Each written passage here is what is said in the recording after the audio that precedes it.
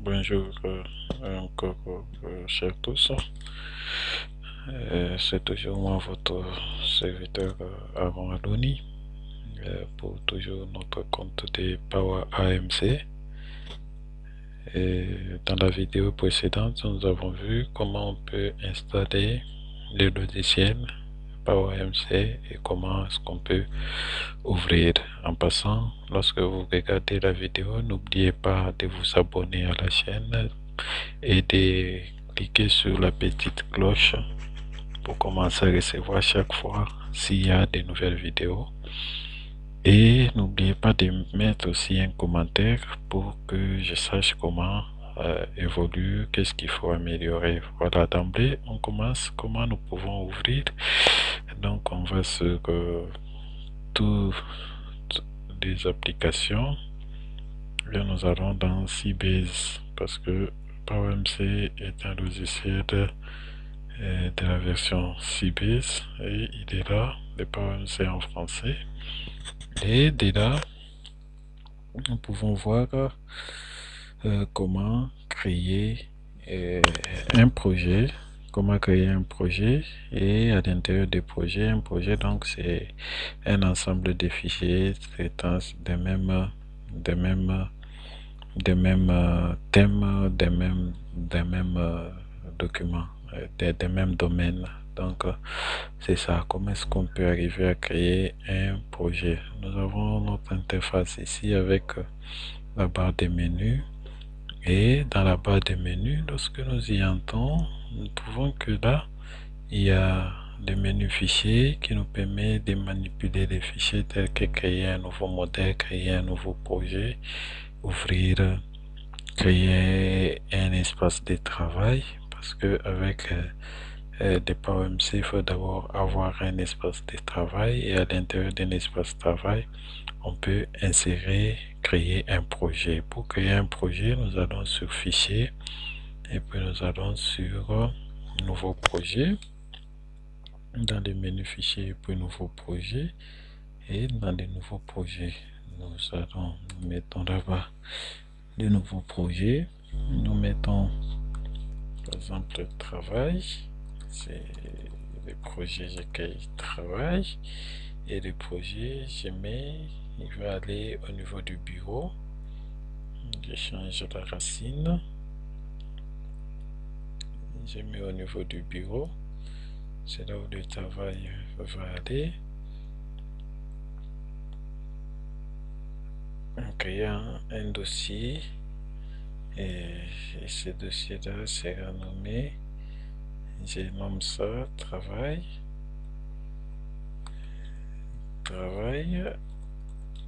Et à l'intérieur de ce dossier, c'est là où on va mettre à l'intérieur de ce dossier, c'est là où on va mettre voyons,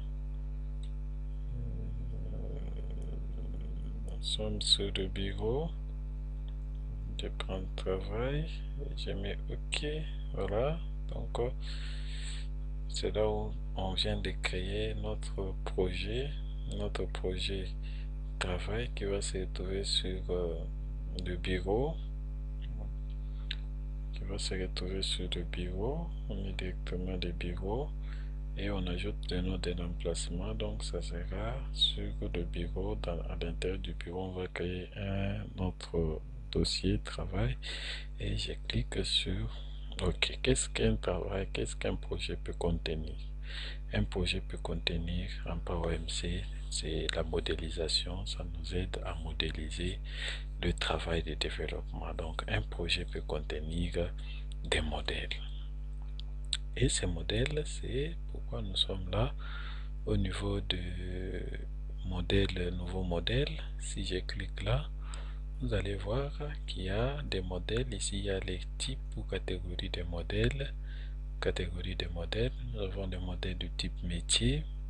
C'est là où on voit circulation, donc la communication de processus, l'organigramme et les diagrammes de cas d'utilisation, parce que le PowerMC nous permet de modéliser d'une part les modèles des mairies et d'autre part les diagrammes UML. Vous avez aussi pour des informations, vous avez des dictionnaires des données, des graphes des flux de données, vous avez des modèles de mouvement des données, vous avez des modèles logiques. Tout ça, ça ne traite que des données. Vous avez l'application. Ici, ça parle seulement de l'application, comment on peut, l'architecture de l'application, des diagrammes de processus métier, des diagrammes de composants, des diagrammes de services, des diagrammes de cas. Ça concerne seulement l'application. Vous avez la technologie, vous avez les déploiements, ainsi de suite. Et vous avez aussi par type. Par type, vous avez des modèles conceptuels des données, vous avez des modèles de traitement, des traitements Mérise, vous avez des modèles logiques comme ce qu'on a vu. Donc à vous de choisir. Mais avant d'arriver là, il y a quelque chose. Le diagramme ici nous permet de voir, de modéliser ce que nous aurons à faire, de faire l'architecture de notre travail. L'architecture de notre travail, c'est que nous avons la palette ici qui comprend les objets que dont nous avons besoin pour notre travail. Et c'est à partir d'ici, on va donner les processus avec lesquels on va évoluer. Donc, il y a ça, c'est les modèles, et ça, c'est les liens de dépendance étendus de modèles. Et ici, c'est pour ajouter un document du projet. Je clique là-bas et j'ajoute sur ma zone de travail et dit là-bas, j'ai quel type de quoi, j'ai besoin d'un organigramme.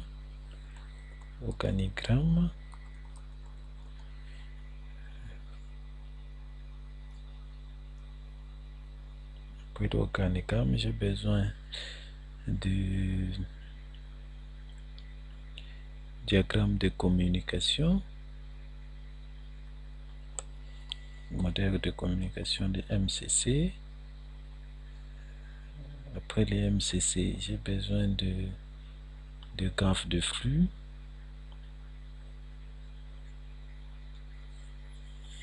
diagramme de flux,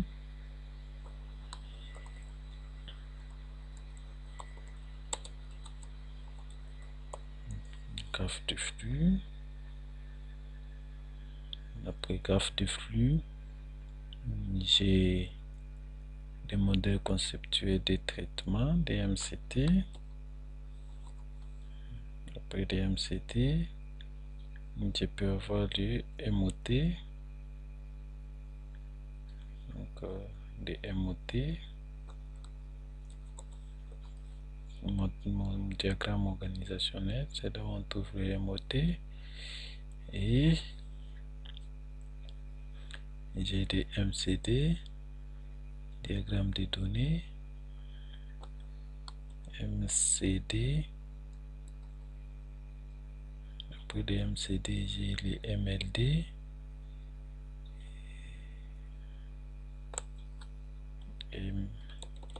MLD. Après les MLD, j'ai des modèles physiques. Les modèles physiques des données, MPD. Constatez qu'avec les MPD, on demande de préciser à ce niveau le système de gestion de la base de données. Donc là, je dois choisir, ici je choisis d'abord Access, avant de voir au niveau des Access, comment on peut créer des scripts en SQL Server ou en Oracle qu'on pourrait exécuter. Donc ici, je prends Microsoft Access 2000, c'est ça qui va nous permettre de copier, de partager la définition des SGBD, donc là-bas. Donc voilà les modèles qui vont me permettre de travailler. Et ces modèles seront, donc je dois commencer par l'organigramme. Après l'organigramme, donc l'organigramme vers des graphes de flux. Après les graphes de flux, je vais faire les MCC. Après les MCC, les MCT. Après les MCT, les MOT.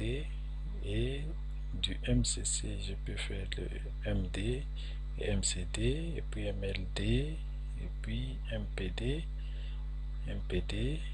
et ça, je peux couper.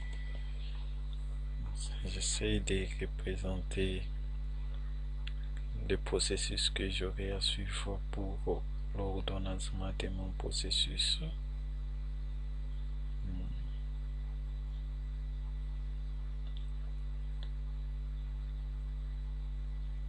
Puis voilà, et voilà.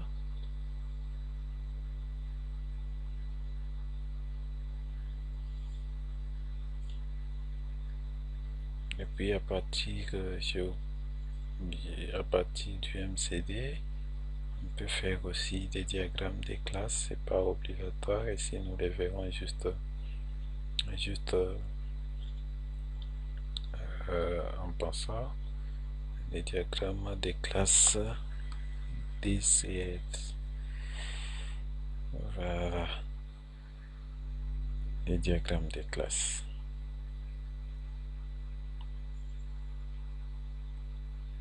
Et je peux directement quitter du MCD vers le diagramme des classes. Voilà au moins l'architecture des développements que nous allons suivre avec vous. Voilà, donc, et tout ça, c'est enregistré dans un projet. Et dans ce projet-là, on me dit d'enregistrer tout. Je commence à enregistrer les diagrammes des classes, j'enregistre. Enregistrer les MPD, j'enregistre. Enregistrer les MLD, j'enregistre. Enregistrer l'organigramme, j'enregistre. Enregistrer les MCC, j'enregistre. Enregistrer les graphes de flux, j'enregistre. Enregistrer les MCT, j'enregistre. Enregistrer les MOT, j'enregistre. Enregistrer les MCD, j'enregistre. Voilà. Avec ça, nous avons présenté comment nous pouvons arriver à créer un modèle. Et ça, c'est la définition de notre architecture du travail. Donc, nous allons commencer par quoi? Ou de la définition de notre processus. Nous allons commencer par quoi? Qui sera suivi de quoi pour notre travail. Voilà ce qu'il faut retenir d'emblée. Donc, lorsqu'on commence avec le